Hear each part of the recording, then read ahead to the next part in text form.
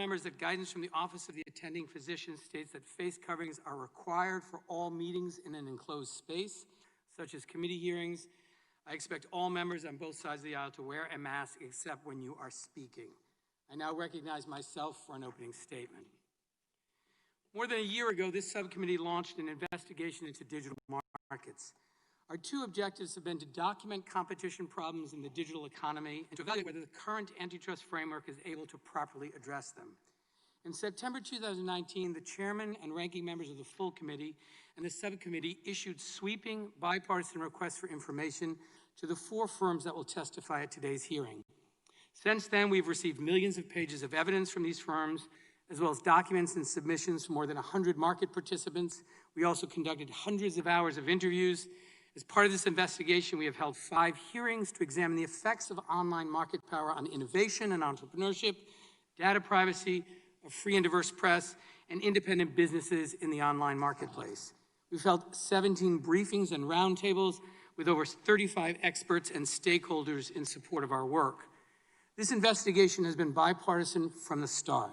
It's been an honor to work alongside my colleague, Congressman Jim Sensenbrenner, the subcommittee's ranking member, as well as the former ranking member of the full committee, Congressman Doug Collins. We work closely with all members of the subcommittee on both sides of the aisle who have taken this work seriously and studied these issues carefully. As my colleague, Congressman Ken Buck, recently commented, and I quote, "This is the most bipartisan effort that I've been involved with in 5.5 years of Congress," end quote. The purpose of today's hearing is to examine the dominance of Amazon, Apple, Facebook, and Google.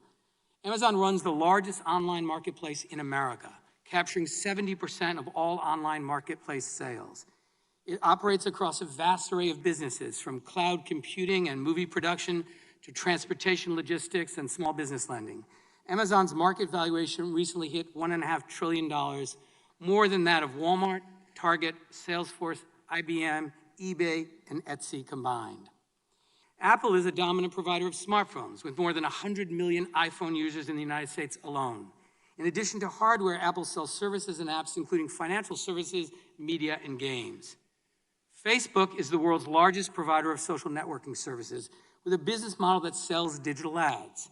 Despite a litany of privacy scandals and record-breaking fines, Facebook continues to enjoy booming profits, $18 billion last year alone. Lastly, Google is the world's largest online search engine, capturing more than 90% of searches online. It controls key technologies and digital ad markets and enjoys more than 1 billion users across 6 products, including browsers, smartphones, and digital maps. Prior to the COVID-19 pandemic, these corporations already stood out as titans in our economy. In the wake of COVID-19, however, they're likely to emerge stronger and more powerful than ever before. As American families shift more of their work, shopping, and communication online, these giants stand to profit.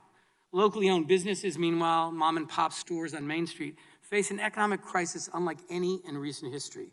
As hard it is to believe, it's possible that our economy will emerge from this crisis even more concentrated and consolidated than before. These companies serve as critical arteries of commerce and communications. Because these companies are so central to our modern life, their business practices and decisions have an outsized effect on our economy and our democracy. Any single action by one of these companies can affect hundreds of millions of us in profound and lasting ways. Although these 4 corporations differ in important and meaningful ways, we've observed common patterns and competition problems over the course of this investigation. First, each platform is a bottleneck for a key channel of distribution. Whether they control access to information or to a marketplace, these platforms have the incentive and ability to exploit this power. They can charge exorbitant fees, impose oppressive contracts, and extract valuable data from the people and businesses that rely on them. Second, each platform uses its control over digital infrastructure to surveil other companies, their growth, business activity, and whether they might pose a competitive threat. Each platform has used this data to protect its power by either buying, copying, or cutting off access for any actual or potential rival. Third, these platforms abuse their control over current technologies to extend their power, whether it's through self-preferencing, predatory pricing, or requiring users to buy additional products. The dominant platforms have wielded their power in destructive, harmful ways in order to expand. At today's hearing, we'll examine how each of these companies has used this playbook to achieve and maintain dominance and how their power shapes and affects our daily lives. So why does this matter? Many of the practices used by these companies have harmful economic effects. They discourage entrepreneurship, destroy jobs, hike costs, and degrade quality. Simply put, they have too much power. This power staves off new forms of competition, creativity, and innovation. And while these dominant firms may still produce some new innovative products, their dominance is killing the small businesses, manufacturing, and overall dynamism that are the engines of the American economy.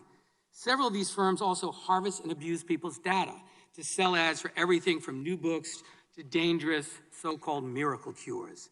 When everyday Americans learn how much of their data is being mined, they can't run away fast enough. But in many cases, there is no escape from the surveillance because there's no alternative. People are stuck with bad options. Open markets are predicated on the idea that if a company harms people, consumers, workers, and business partners will choose another option.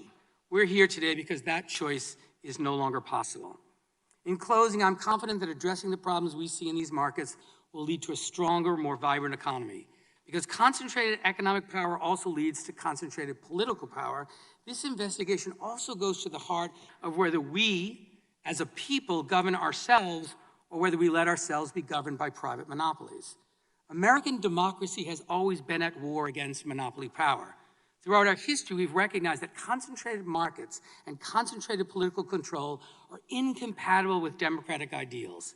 When the American people confronted monopolists in the past, be it the railroads or the oil tycoons or AT&T and Microsoft, we took action to ensure no private corporation controls our economy or our democracy. We face similar challenges today. As gatekeepers of the digital economy, these platforms enjoy the power to pick winners and losers, to shake down small businesses, and enrich themselves while choking off competitors.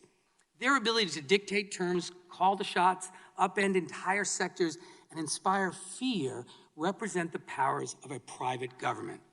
Our founders would not bow before a king, nor should we bow before the emperors of the online economy. And with that, I now recognize the ranking member of the subcommittee, Mr. Sensenbrenner, for